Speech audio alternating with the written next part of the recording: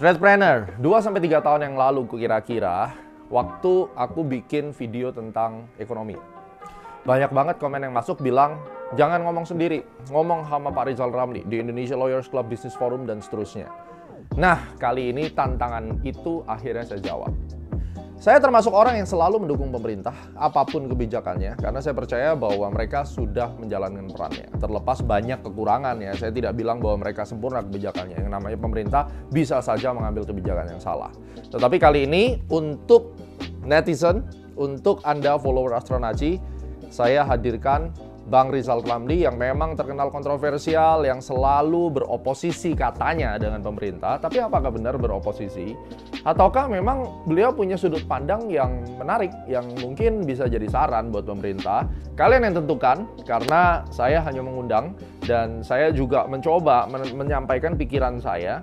So, apakah ide-ide yang bisa untuk membuat NKRI ini lebih baik? Mari kita saksikan.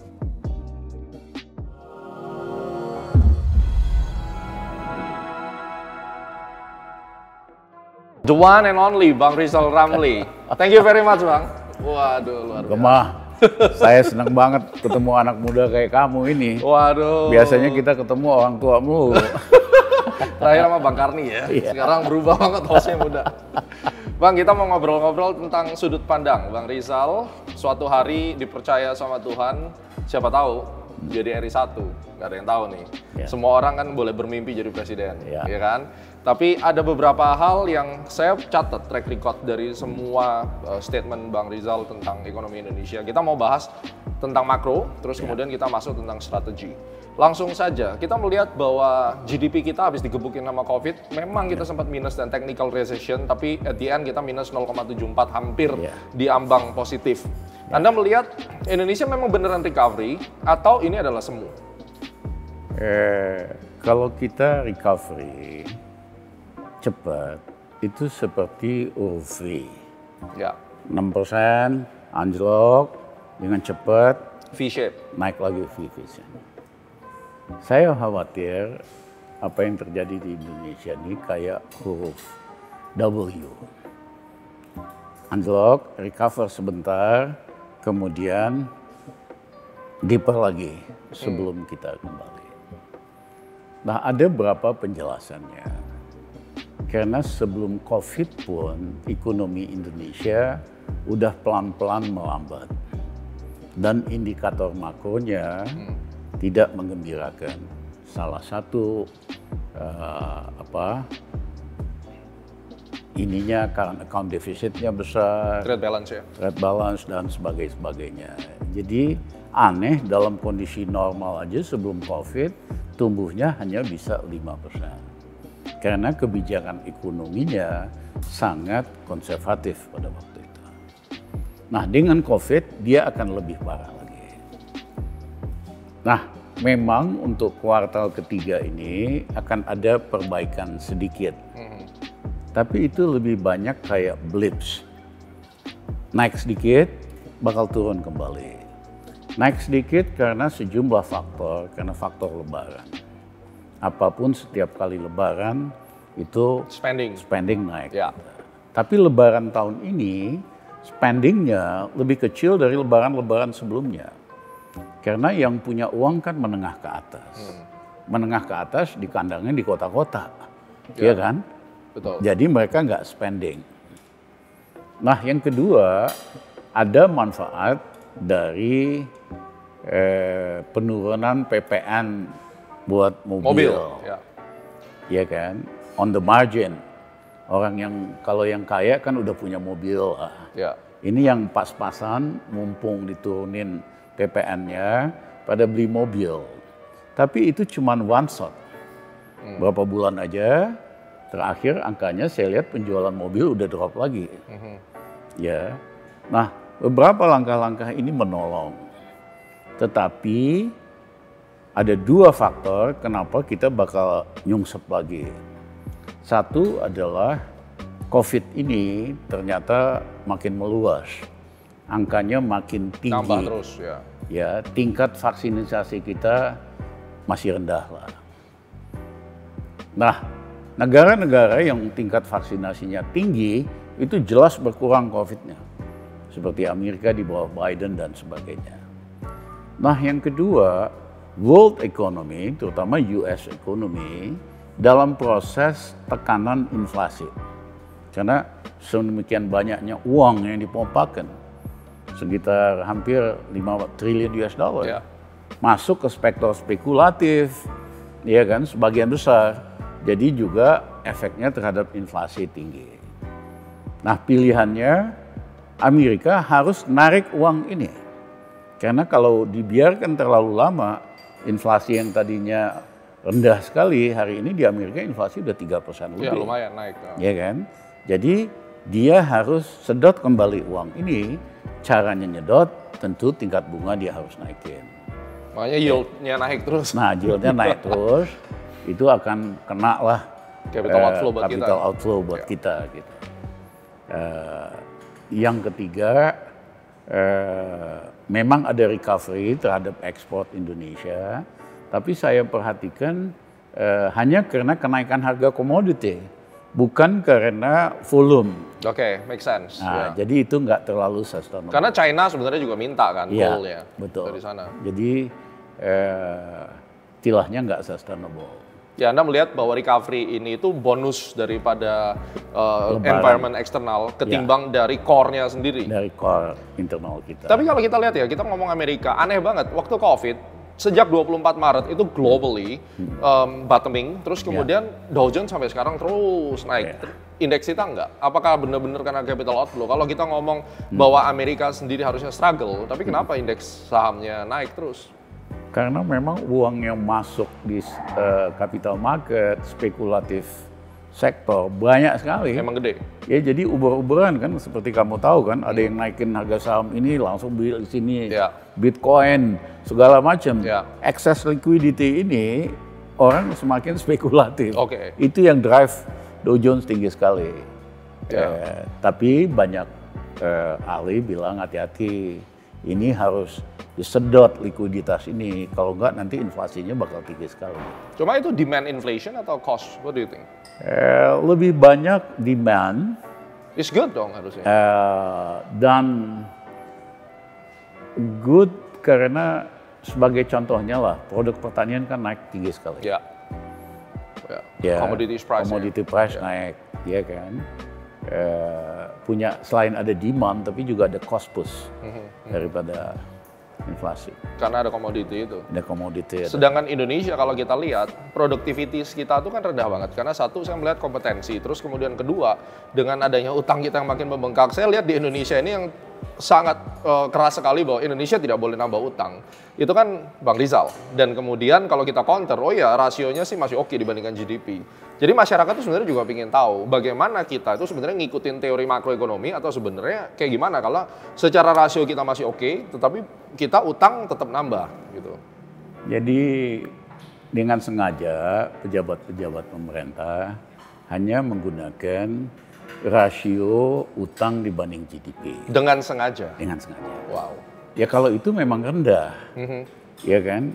Bandingin banyak negara lain, dibandingin Amerika, bandingin Jepang, lain-lain Eropa. Tapi itu a misleading indicator. Kenapa?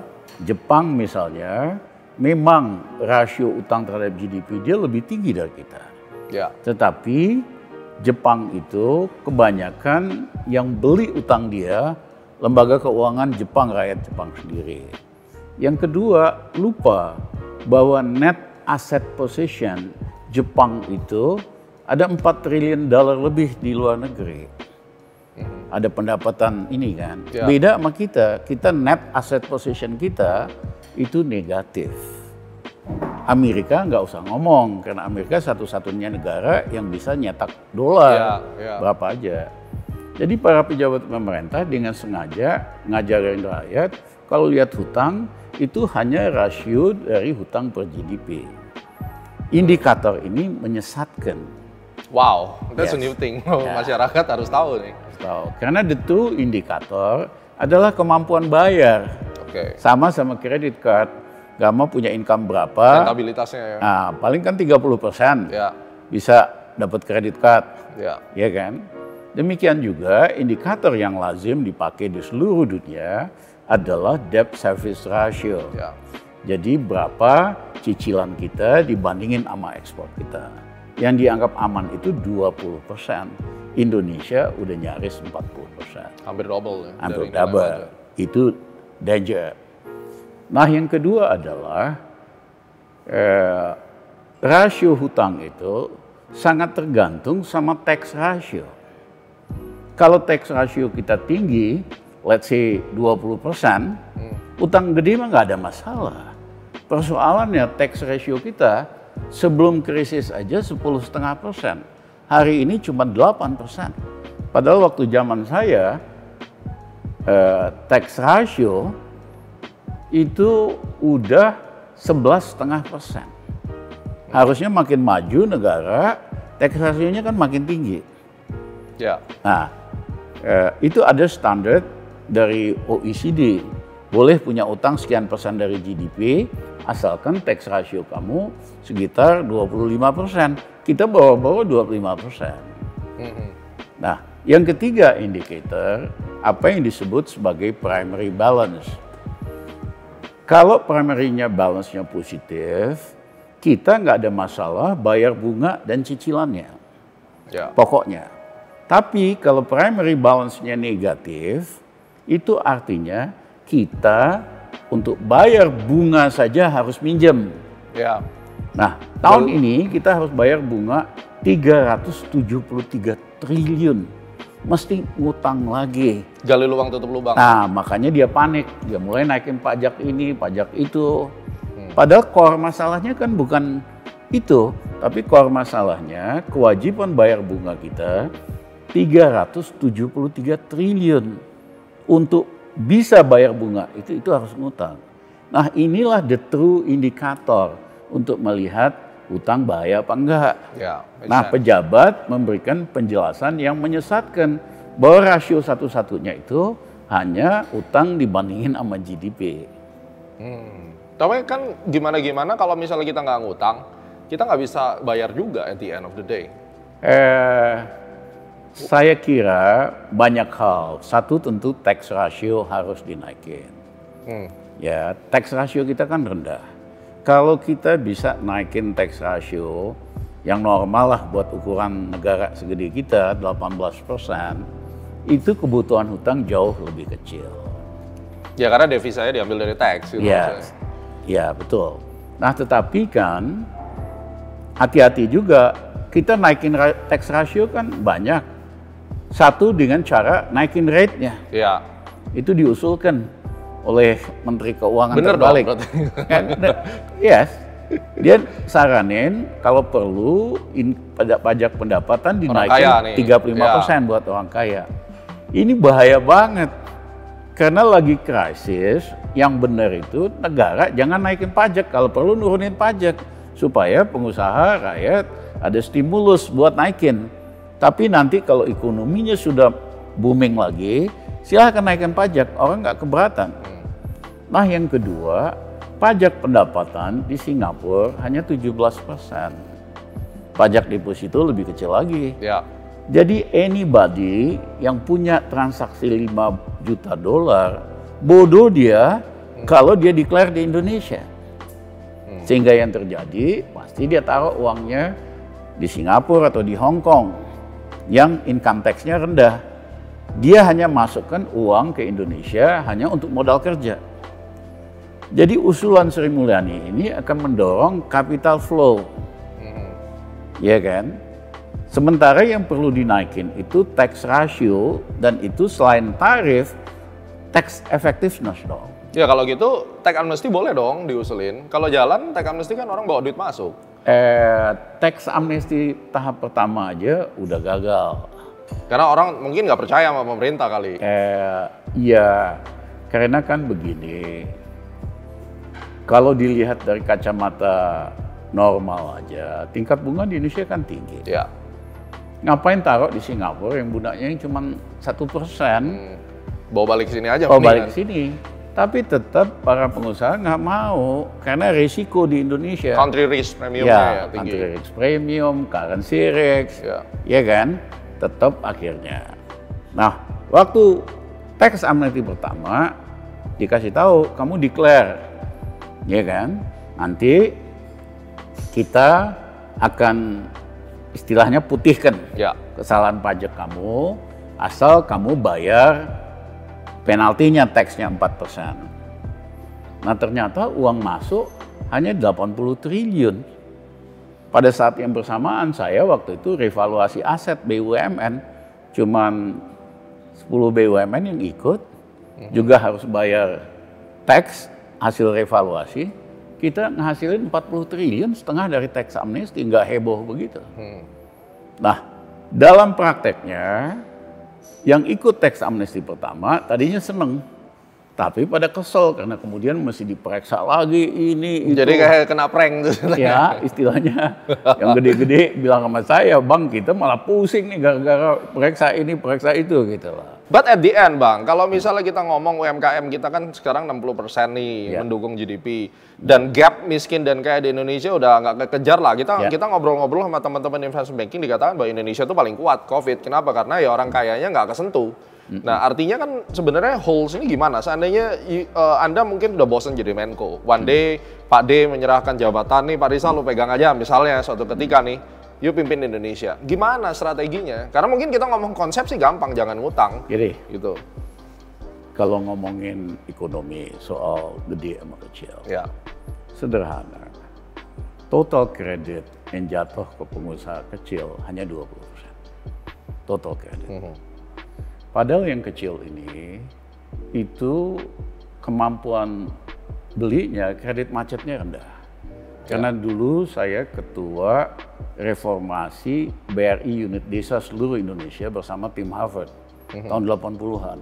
Kita ciptakan kredit Kupedes, Simpedes, itu macetnya walaupun krisis hanya 0,3%. Bank-bank besar waktu itu macetnya hampir 70%. Jadi dia a good. Dari BRI itu, aset BRI di situ hanya 10%, contribution to profit 30%. Kredit macetnya rendah sekali.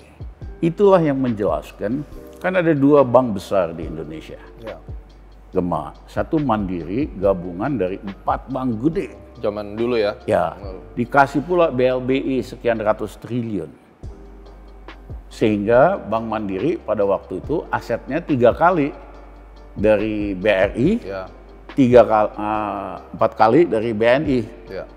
Tapi dalam waktu 10 tahun, BRI hari ini asetnya di atas Mandiri. Keuntungannya di atas Mandiri. Orang suka bingung kenapa? Karena dia rely sama small loan. Yang kecil-kecil itu. Ya karena memang Mandiri kan lebih ke infrastructure. Corporate ya. Infrastructure. Jadi justru resikonya kecil, ya. Misalnya Simpedes nih, simpanan di Pede yang small. Iya kan. Itu orang desa ini kalau dia punya hasil panen dia simpen, nggak diambil-ambil kecuali dia mantu atau naik haji. Dari segi BRI, cost of fund-nya super cheap, stabil. Iya kan? Barangkali 2%, 3%. Sementara bank lain cost of fund-nya 6%. Di kota, anak-anak muda nih punya ATM 10 juta. Tiap hari dia ambil Gema. Iya kan? Iya benar. Konsumtif banget. Konsumtif banget. Balance itu nggak ada di bank. Iya kan? Beda sama orang-orang desa ini, dia masukin, dia ngambil-ambil. Jadi captive market banget buat BRI. Strategi udah bener segmentasinya. Nah, itulah yang menjelaskan waktu itu saya field coordinator untuk tes program ini tahun 82 sampai 84. Datang Profesor Yunus dari Bangladesh. Dia belajar dari kita, dia pulang, dia modify, dia bikin Grameen Bank. Itu bank kecil yang sukses. Gema, dia dapat hadiah Nobel. Kita yang mulai di sini kagak dapat. Dia belajar sama kita ya. Nah, tapi pada waktu itu just as a history, kita undang ibunya Obama untuk jadi penasihat sosiologi pedesaan kita. Itulah yang menjelaskan kenapa Obama, ibunya Obama sekolah sampai SD di Jakarta. karena dia advisor kita. Oh, itu ceritanya. World Banking, Oke. ya.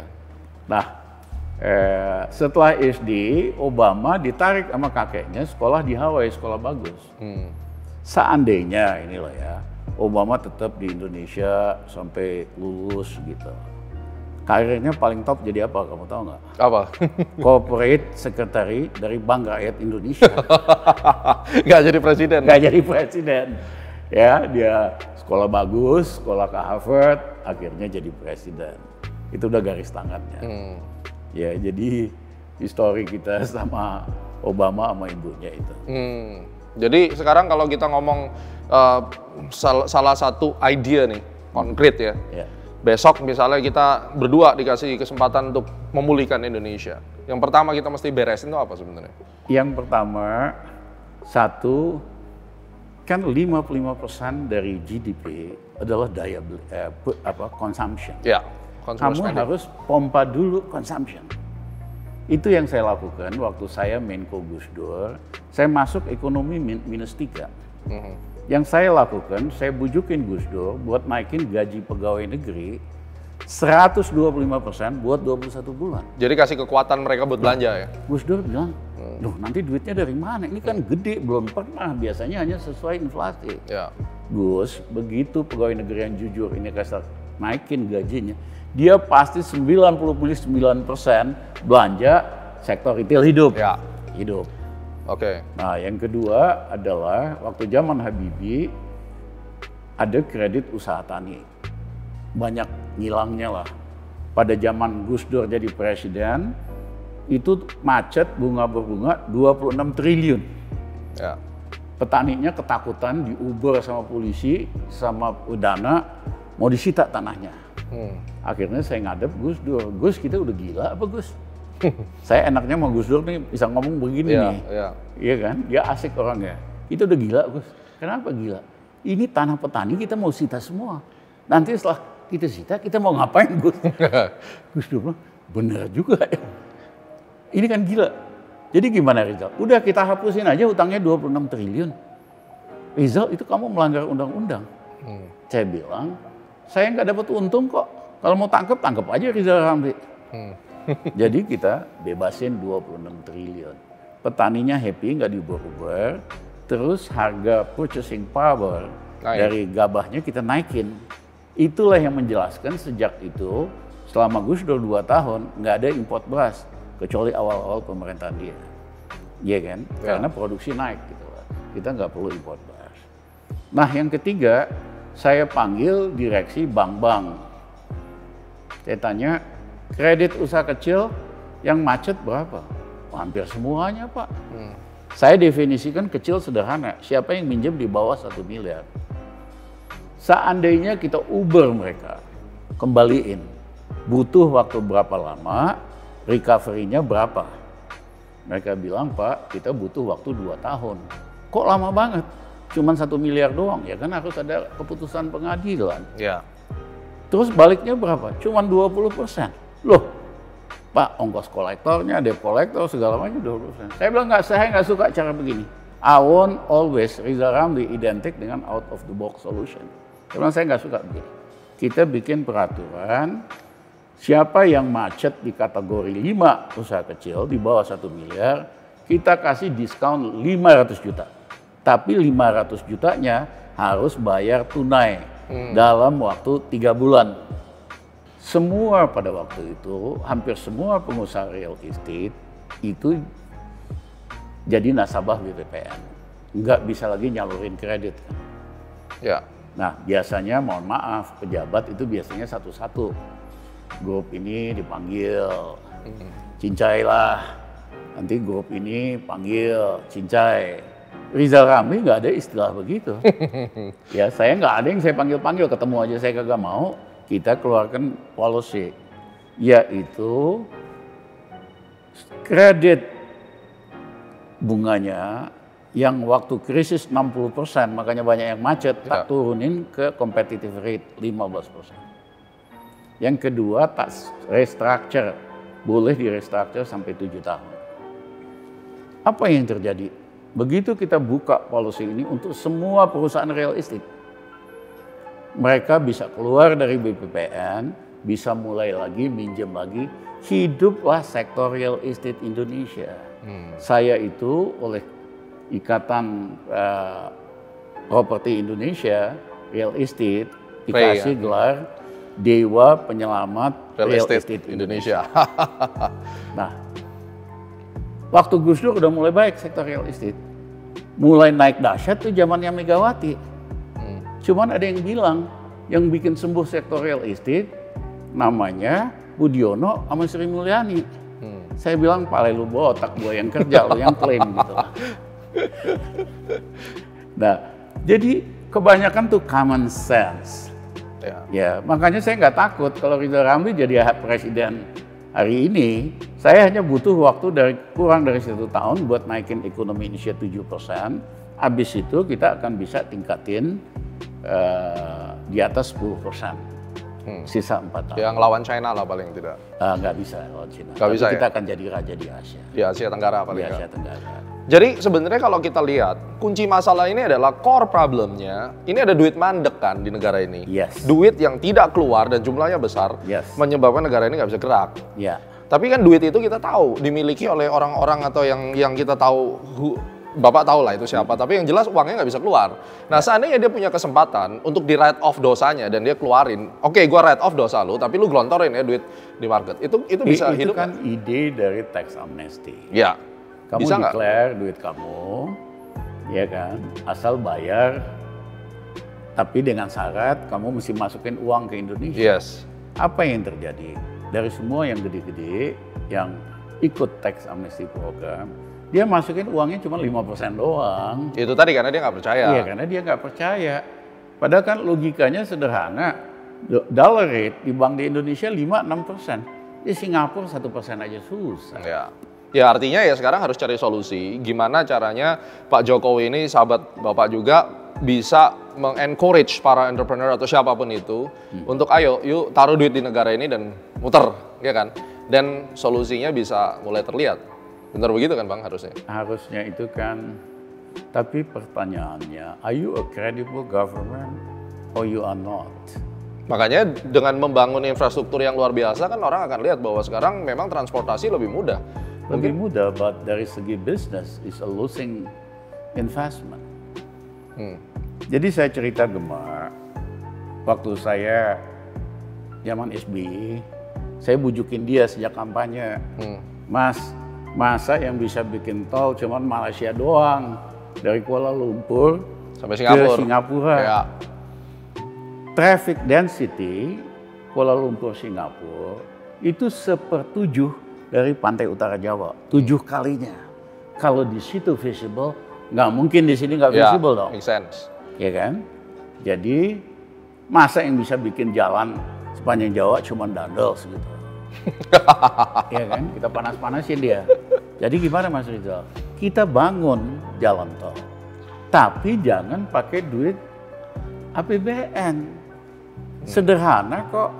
Satu, kita pastikan investornya returnnya dalam US dollar 11-12%. Everybody would love it.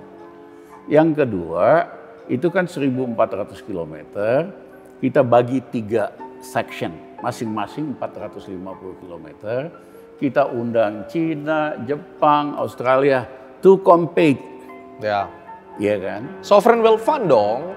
Enggak, ini waktu SBY. Iya, enggak, maksudnya konsepnya kan sekarang itu sebenarnya. Iya, that's another story. Nah, jadi kita lakukan itu, pasti mereka semangat datang. Nah, SBY setuju dengan saya, dia mulai program jalan tol. Ya. Tapi yang terjadi adalah menterinya waktu itu si Ical, menteri PU-nya, dia bagi sama konco-konconya semua. 60 km dapat si ini, 60 km. Jadi dia potong-potong. Nah, jalan tol itu kan begini, 60 km ini visible, yang ini belum tentu visible. Oke. Yang ini, iya kan? Jadi sistemnya itu dari awal, ya yang dikasih tuh teman-teman konconya yang broker-broker doang, nggak punya network, nggak punya capacity to raise money. SBY 10 tahun, jalan tol kebangun rencananya 1.400 km, yang kebangun hanya 180 km. Jadi waktu Jokowi masuk, Ya kan? We go to the other extreme. Dia sebel nggak kebangun-bangun, akhirnya dia panggil BUMN karya ini, lu bangun, kamu bangun, ini kamu bangun. Bahkan konsesinya yang dapat right toll ini 10 tahun nggak ngapa-ngapain, dia beli tuh sama Jokowi. Nah, BUMN ini kan terkenal ngerjain proyek apa aja, markup-nya kan 50%. No comment. No comment, ya. You know more than me. Akhirnya apa yang terjadi? Dia losing money. Oke. Seluruh BUMN infrastruktur, rasio debt to equity-nya 4 kali. 4 kali tembus ya. Iya kan? I'm aware of it. Kalau ya. kamu kalau swasta, Ya udah bangkrut udah lah. bangkrut kamu. Tewas. Kita ngomong, kalau udah ngomong kayak gitu berarti Garuda utang 70 triliun ceritanya juga sama dong. Iya. Ini masyarakat pasti pengen tahu karena saya kebetulan di aviation juga. Ya. Dan saya bikin hitung-hitungan. Yang private, yang udah go public kan ada Garuda, AirAsia juga ya. Kalau dengan airline 70 triliun tuh saya hitung-hitung dari net profit margin itu kapan balik modal, yang bisa 100 tahun kali baru balik modal, itu gimana Bang? Ini kalau mau ditutup kan nggak mungkin juga. Saya ditanya sama teman-teman, ya kan, gimana Garuda? Gini deh, gue beresin lagi deh. Tapi syaratnya harus ditukar dengan threshold 0%. Threshold 0%. Ya. Ini masuk ke politik dong. Nah, enggak, aku kerjain gratis, gue nggak usah diangkat jadi komisaris atau apa. Ya. Gue beresin Garuda, I know how to solve the problem. Dan Rizal Ramli selalu out of the box. Tapi in return harus threshold 0%. Oke. Ya, jadi presiden nggak usah 20% karena itu kamu kan mesti nyewa partai. Ya, makanya politik kan? sistemnya harus dirubah. Ya, kan gitu. ya. Jadi kalau lu mau, gue beresin nih. Is that possible? 70 triliun? Nah, ya I can do it lah. Amazing. Yes. Jadi artinya masih ada jalan buat Masih Garuda. ada jalan. Dan kesimpulannya adalah kalau negara ini mau baik, stop hutang, tapi internal core-nya mulai dijalanin dengan cara-cara yang Bang Rizal tadi ceritakan, mulai dari cut urusan istilahnya Gemak tadi, pasar modal kan biasa. Lu perbaikin fundamentalnya. ya. Iya kan, core-nya. pasti beres gitu. Sederhana, saya presscon semen Gresik. Sederhana. Dan gimana naikin keuntungan cepat sekali? Ya turunin cost. Saya panggil Dirut Semen Padang, Tonasa, sama Gresik. Ini saya kepengen ongkos untuk menghasilkan semen harus dikurangi $10 per ton. Wah, mereka panik. Iya kan? Nggak bisa Pak, inflasi kan 7%, justru cost harus naik 7%. Saya bilang, don't give me crap. Gue tahu semua pemasok kalian KKN semua. Panggil pemasoknya, bilang turun nggak? Kalau nggak gue ganti loh. Ya.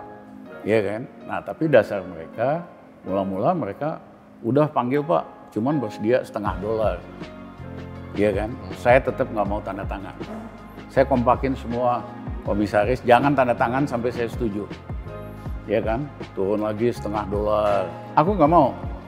Iya kan? Jadi direksi itu kerjanya rapat aja, ganti terus. Rencana terus apa segala. Baru setelah $8 saya setuju. Gema $8 kali 14 juta ton. 144 juta dolar. Kan gampang, dari 800 miliar naik keuntungannya tahun pertama 1,8 triliun, tahun kedua untungnya naik 3,2 triliun. Hanya supplier cost you cut habis. Yes. Ya kan? Nah pertanyaannya, gampang nggak beresin BUMN? Ya harusnya gampang. Udah pasti gampang, kamu monopoli, captive market, pemainnya cuma 2. Iya kan? Ya. Gitu aja masa lu nggak bisa balikin? Ya, masalahnya mau nggak balikin? Nah, that's the question. That's the biggest question. That's the biggest Apakah Anda punya cukup usia untuk beresin itu dan itu who knows, right? Nah, pertanyaan terakhir, ini COVID gelombang kedua kemungkinan datang. Indonesia bisa bertahan keluar dari COVID kapan? Sampai at least bisa 3% GDP. What do you think? Tanpa Rizal Ramli yang get involved dengan pemerintah yang sekarang, bagaimana? Karena ini menyangkut hajat hidup orang banyak. Hari ini kan angkanya naik, tapi lebih rendah dari the true number. Yes. Kenapa? Karena pemerintah kan nggak subsidi lagi kecuali rumah sakit pemerintah. Jadi kalau ada yang COVID, dia kebanyakan isolasi mandiri. The number is much bigger. 10 times maybe. 10 kali? Kalau menurut Reuters sih kita udah 7%. Oke. Ya, angka resmi kita 1%. Ya, nah, 7 kali ya berarti. ya, nah ini kan tergantung how cepat kita vaksinasi. Masalah ada duitnya nggak Pak vaksin? Ah, Beli vaksin ada uangnya nggak? Itu yang jadi pertanyaan orang kan sekarang. Gini, kalau lagi krisis, kamu hentikan dulu semua big project, termasuk bikin ibu kota baru. Dulu 98 kita gitu, Ya. kita hentikan dulu semua proyek besar. 3 tahun, 2 tahun, kemudian kita ada duit, kita mulai lagi gitu aja repot gitu loh. Stop the cost ya. Ya, nah hari ini kan enggak. Udah krisis, dia masih terus mau ini, mau itu, bikin ini, bikin itu. That's where the problem is. So the management, the fiscal management, itu tidak hati-hati, tidak prudent.